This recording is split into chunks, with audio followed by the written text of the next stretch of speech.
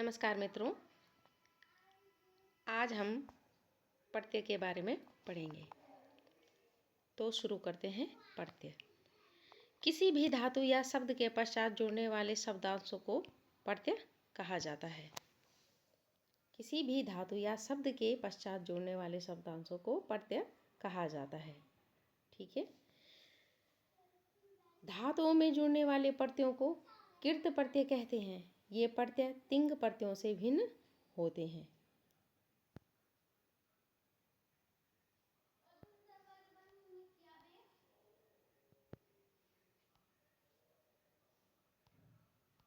संज्ञा शब्दों में जुड़ने वाले प्रत्ययों को तद्धित प्रत्यय कहते हैं। संज्ञा शब्दों में जुड़ने वाले प्रत्ययों को तद्धित प्रत्यय कहते हैं। और पुल्लिंग से स्त्रीलिंग बनाने के लिए शब्दों में प्रयुक्त होने वाले प्रत्ययों को स्त्री प्रत्यय कहते हैं।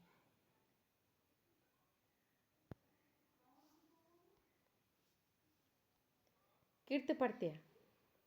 अब कृत प्रत्यय के बारे में देखिए। जिन प्रत्ययों को धातुओं में जोड़कर संज्ञा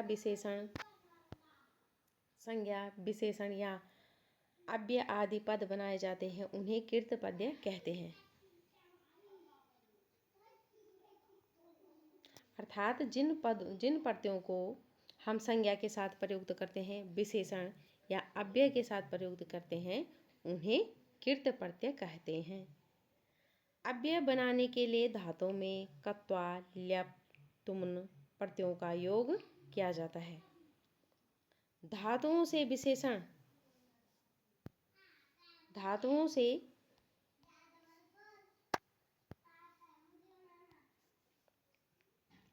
विशेषण बनाने के लिए शर्त, सानच, तव्यत, अनियर, यत आदि प्रत्ययों का प्रयोग किया जाता है। भूतकालिक क्रिया के प्रयोग के लिए कृत, त्वतु, त्वतु एवं करना चाहिए। इस अर्थ के लिए क्रिया के वाचक तव्यत, अनियर और यत प्रत्ययों का प्रयोग करते हैं।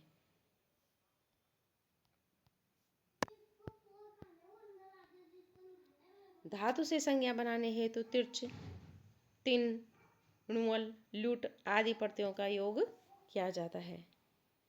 कतिपय प्रमुख कृत प्रत्ययों का परिचय यहाँ दिया जा रहा है। अब आया त्वा प्रत्यय। वाक्य में मुख्य क्रिया से पूर्व किए गए कार्य में पूर्व क्रिया को व्यक्त करने के लिए धातु में त्वा प्रत्यय का योग किया जाता है। यथा मयूरः मेघः दृष्ट्वा नृत्यन्ति। अर्थात मयूर मेघ यानी कि बादलों को देखकर नृत्य करता है। तो यहाँ दृष्ट्वा में दृश्य धातु से कत्वा प्रत्यय का योग किया गया है। यह क्रिया नर्तन क्रिया की पूर्वकालिक क्रिया है। अर्थात क्या है? दृष्ट्वा में क्या आएगा? त्वा प्रत्यय। तो नर्तन यानी कि नृत्य के पहले क्या है? ये क्रिया है, इसलिए यहाँ त्वा प्रत्यय आया है। और उदाहरण देख लेते हैं इसके।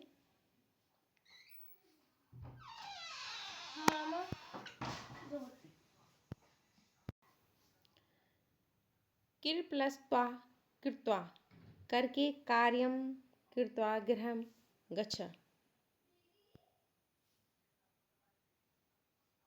यानी कि किर कृत्वा अर्थात करके, कृत्वा का अर्थ हुआ करके, कार्यम कृत्वा गृहम गच्छ यानी कि कार्य करके घर जाओ। गम प्लस त्वा गत्वा जाकर आपणम गत्वा फलम आनेय। नम प्लस त्वा नत्वा अर्थात नमन करके सरस्वती देवीं नत्वा पाठम पठ। पा प्लस त्वा पीत्वा यानी कि पीकर दुग्धम पीत्वा शयनम कुरु। श्रु प्लस कत्वा श्रुत्वा, इसको मिलकर क्या बना है? श्रुत्वा यानी कि सुनकर। वार्ताम श्रुत्वा आगतोऽस्मि।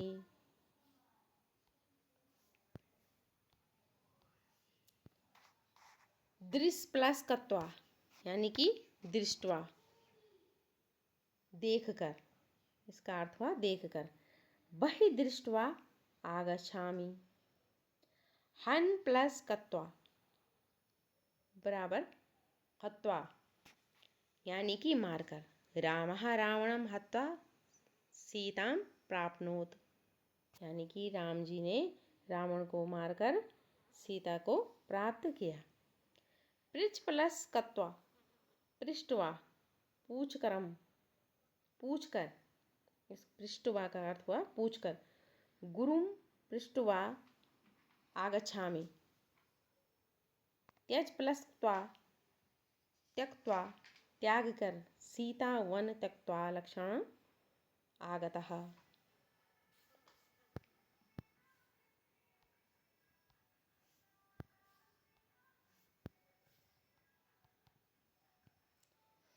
स्पष्टवा बराबर स्पष्टवा, स्पष्टवा बराबर छूकर। मम मित्रम मा स्पष्टवा गतः। स्पष्टवा क्या है? स्पर्श, स्पर्श बोलते हैं हम छूने के लिए, स्पर्श उसी का है। यहाँ पे त्वा प्रत्यय लगाकर स्पर्श, त्वा प्रत्यय लगाकर हो गया स्पष्टवा।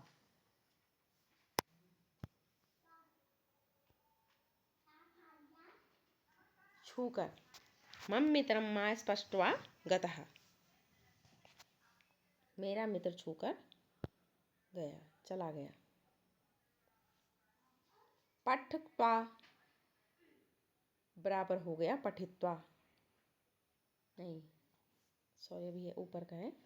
ज्ञा प्लस त्वा ज्ञात्वा अर्थात जानकर। परीक्षा फलम का त्वा सा अति प्रसन्न अस्ति। पठ प्लस त्वा पठित्वा पढ़करम, पढ़कर अहम पुस्तकम पठित्वा ज्ञानम प्राप्स्यामि। पत प्लस त्वा पतित्वा गिरकर अश्वः पतित्वा उत्थिता यानी कि गिरकर अश्व क्या हुआ? गिरकर उठ गया। उत्थिता यानी कि उठ गया।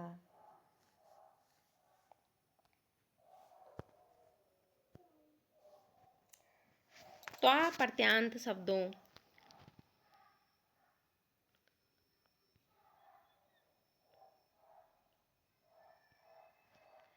पूज, पूज प्लस त्वा पूजयित्वा, पूज कर, पूजित्वा का अर्थ है पूज कर। देवीं पूजित्वा मेलपाकम मेलापकम गमिष्यामि।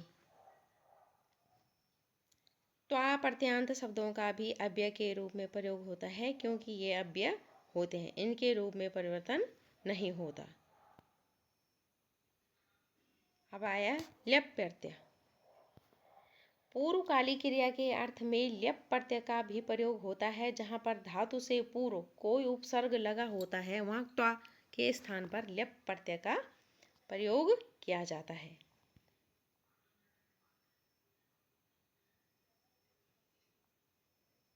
अर्थात पहले क्या था?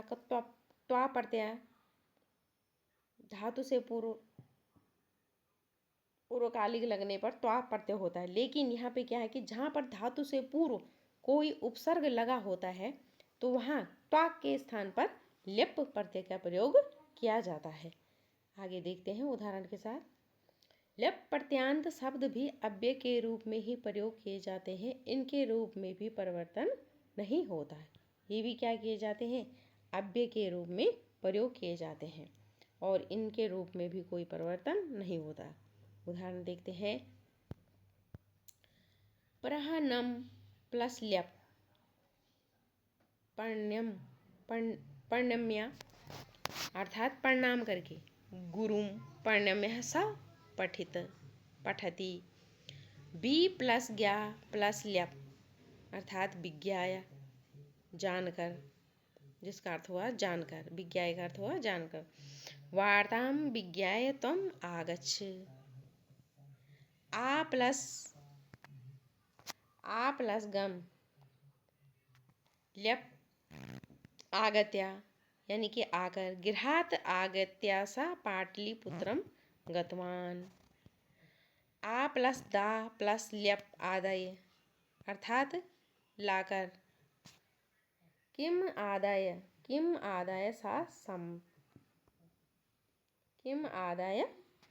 सह समायात। बी प्लस ल्यप विस्मृत्य अर्थात भूलकर। पाठम विस्मृत्य सह। किम कर्तव्य विमूढ़ः अभवत्। बी प्लस जी प्लस ल्यप विजित्वा अर्थात जीतकर। शतुरन विजित राजा प्रसन्न अभवत्। शत्रुओं पर जीत पाकर राजा क्या होते हैं? अत्यंत प्रसन्न होते हैं। उत प्लस डी प्लस ल्यप उड्डीय अर्थात उड़कर। खगः उड्डीय प्रसन्ना भवन्ति। खगा उड्डीय प्रसन्ना भवन्ति। पक्षी उड़कर क्या होते हैं? अत्यंत ही प्रसन्न होते हैं। आ प्लस नी प्लस ल्यप आनीय यानी कि इसका अर्थ हुआ लाकर। शिष्य शुल्कम आनीय गुरुवे दत्तवान।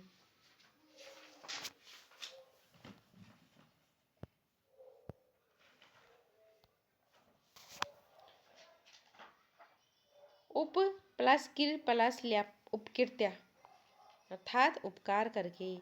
सज्जनः उपकृत्य विस्मरन्ति अर्थात सज्जन पुरुष क्या करते हैं? सज्जन पुरुष या कोई भी स्त्री हो या पुरुष, लेकिन जो सज्जन पुरुष उपकार वाले होते हैं तो उपकार करके उनकी भूल जाने की आदत होती है। प्रह प्लस आप प्लस ल्यप प्राप्य प्राप्त करके। छात्रः परीक्षाफलं प्राप्य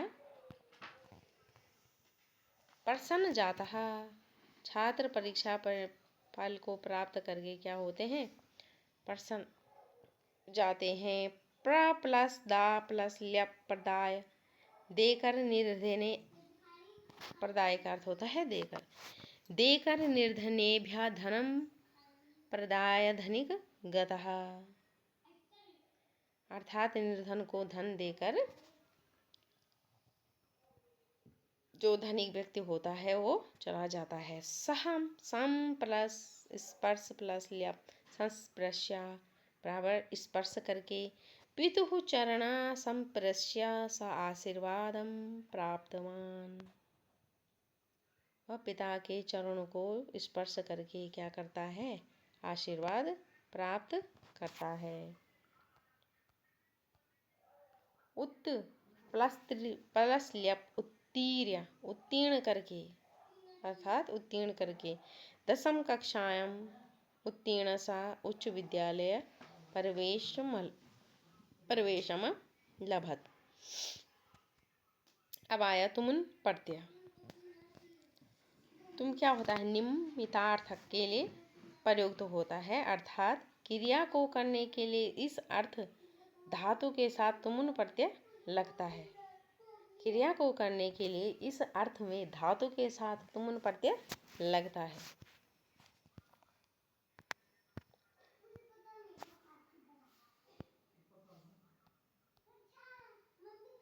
जब दो क्रियापदों का कर्ता एक होता है तथा एक क्रिया दूसरी क्रिया का प्रयोजन या निमित्त होती है तो निमित्तार्थक क्रियापद में तुमुन प्रत्यय होता है। उदाहरण के तौर पर यथा सुरेशः पठितुम विद्यालयम गच्छति। वाक्य में पढ़ना और जाना दो क्रियापद हैं जिनमें पढ़ना क्रिया का प्रयोजन है, जिसके लिए सुरेश विद्यालय जाता है, अतः पठितुम में तुमुन प्रत्यय है।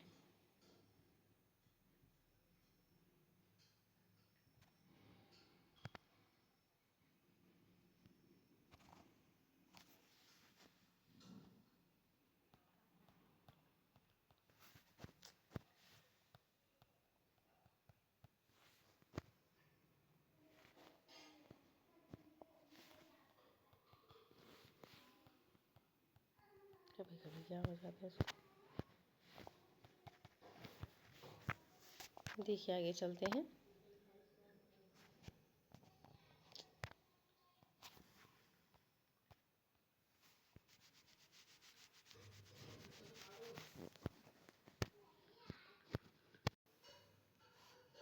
सुरेशम पठतु विद्यालयम गच्छति। वाक्य में पढ़ना और जाना दो क्रियापद हैं, जिनमें पढ़ना क्रिया प्रयोजन है, जिसके लिए सुरेश विद्यालय जाता है।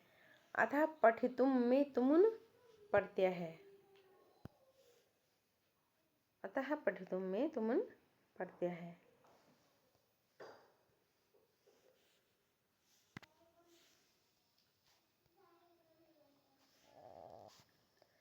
समय बेला आदि।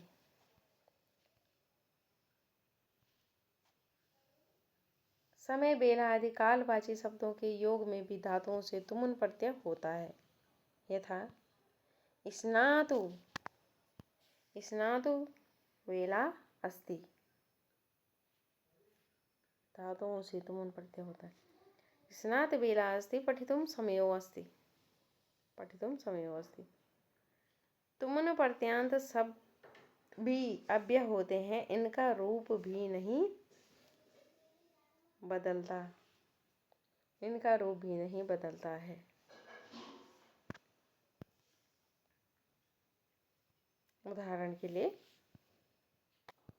गम प्लस तुमुन बराबर गंतुम, अर्थात जाने के लिए। कहाँ प्रयोग होता है? जाने के अर्थ में। सह गृहं गंतुम उद्यतः अस्ति। हन प्लस तुमुन हंतुम, मारने के लिए। मृगम हंतु सिंह समुद्यत अस्ति। पा प्लस तुमुन पातुम, पीने के लिए। जलम पातुम स नदी गतवान। स्ना प्लस तुमुन बराबर स्नातुम, स्नान के लिए। सह स्नातु तरण तालम गच्छत। दा प्लस तुमुन दातुम, देने के लिए। उत्तम जनः ज्ञानम दातुम इच्छुकः भवति। पृच्छा प्लस तुमुन बराबर पृष्ठुम, पूछने के लिए। छात्र प्रश्न पृष्ठुकम समुत्सुकम समत्सुक भवति। दृश्य प्लस तुमुन बराबर दृष्टुम, देखने के लिए। चित्रम दृष्टुम बालकः आगच्छत्। हस प्लस तुमुन हसितुम, हंसने के लिए। अहम हसितुम इच्छामि।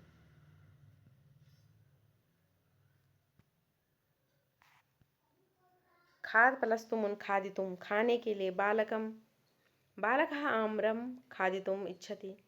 कीर्ण प्लस तुमुन क्रीडितुम, खेलने के लिए। शिशु कंदुकेन क्रीडितुम इच्छति। भाष प्लस तुमुन भाषितुम बराबर भाषण के लिए। सह भाषितुम उत्थिता। जी प्लस तुमुन बराबर जीवितुम, प्लस जीने के लिए।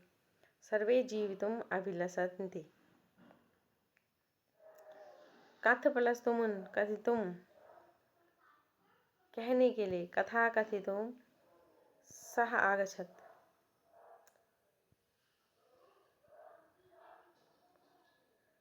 सक्स यानी कि सकना, इस यानी कि चाहना इत्यादि धातुओं के साथ भी पूर्व क्रिया में तुमुन प्रत्यय का प्रयोग होता है। जैसे मैं पढ़ सकती हूँ,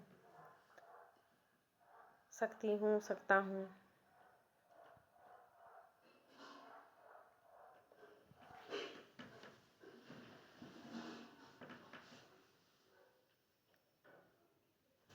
तुमुन प्रत्यय का प्रयोग जैसे मैं पढ़ सकती हूँ, सकता हूँ, या मैं पढ़ना चाहता हूँ।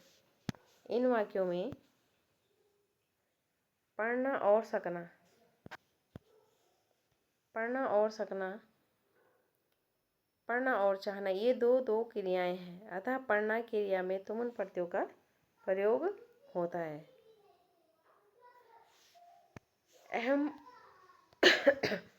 अहम पठितुम शक्नोमि, अहम पठितुम इच्छामि।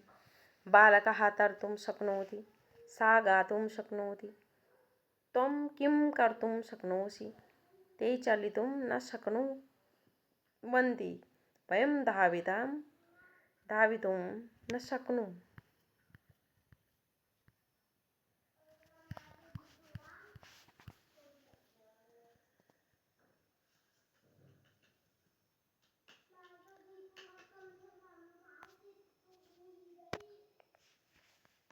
ठीक है, आज के लिए इतना ही समाप्त करते हैं। नमस्ते मित्रों।